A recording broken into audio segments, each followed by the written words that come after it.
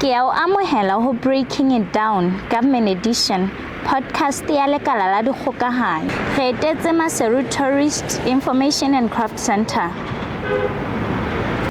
Mme Mampiti, craft shop ke lebenkele la mofuta ofeng le fumanehang hokae? Craft shop ke lebenkele la lekala la bohahlaudi, dipapadi, bonono le botjhaba. Le ikarabella tlasa lekalana la bonono le botjhaba. Ke lebenkele le hokahanyang bahlahisi le bareki. Ke methati efeng e Basotho ba lokelang ho e latela hore dihlahiswa tsa bona di bapatswe lebenkeleng le? Hape ke dihlahiswa tsa mofuta ofeng tse le di amohelang? Methati e batjha ba tlamehang ho e latela kapo batho bohle hobane ha re ya shebana le batjha fela, ba tlameha ba tle shopong ba tlotla ba ingodisa ebe ba tla le disampole. Re tlo sheba hore na ke tsa mofuta ofeng le hore na ke thepe e rekisehang na.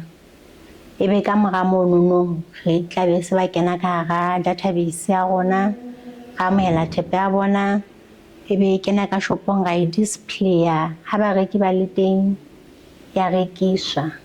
Dihlahiswa tse re di amohelang ke tsa mehlala, ke bo dikatiba, re na le bo dibaskete, ba bo mekotla ya matlalo. Re ntse re hopola hape hore ke nnete re itse re bapatsa botjhaba ba rona. Ke thepa ena ke ntse e fetisetsanwa ka meloko le meloko. Ke menyetla efeng e meng e kenyeletsang batjha ka hara lefapha la lona ntle le o sentse go bona hona jwale tje? Ho ntsona le mohlomong di-program, merero e meng e ntse tshwana. Menyetla e mengata ka hare ho lekala la rona ntle le ona. Lekala le na le ditumellano tse tlabe le di saenne le matjhaba le dinaha tse ding, mo tla fumana hore dinaha tseno di fa batjha ntho tse kareng ke bo di-grants kapo di-sponsorship tsa hore ba ka tloha mona ba ya dinaheng tsa ba. Mohlomong ke etse mohlala ka China, ba ka ya China ba fihla ba fuwa training tlasa ho na le ba bang ba kileng ba tsamaya ba lo rupelwa ka pottery.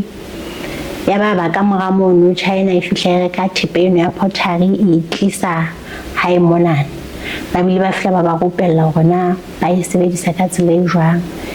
Memangshane lebenkele le thusa batjha ka mekgwa e mengata haholo, ka hore re nka thepa ya motjha e tla ka shopong, ha o rekisetsa e leng hore wena o fa monyetla hore o tsamaye o nnolo etsa thepa e nngwe hape ya hore thepa ya rekwa e se le boikarabellong ba rona.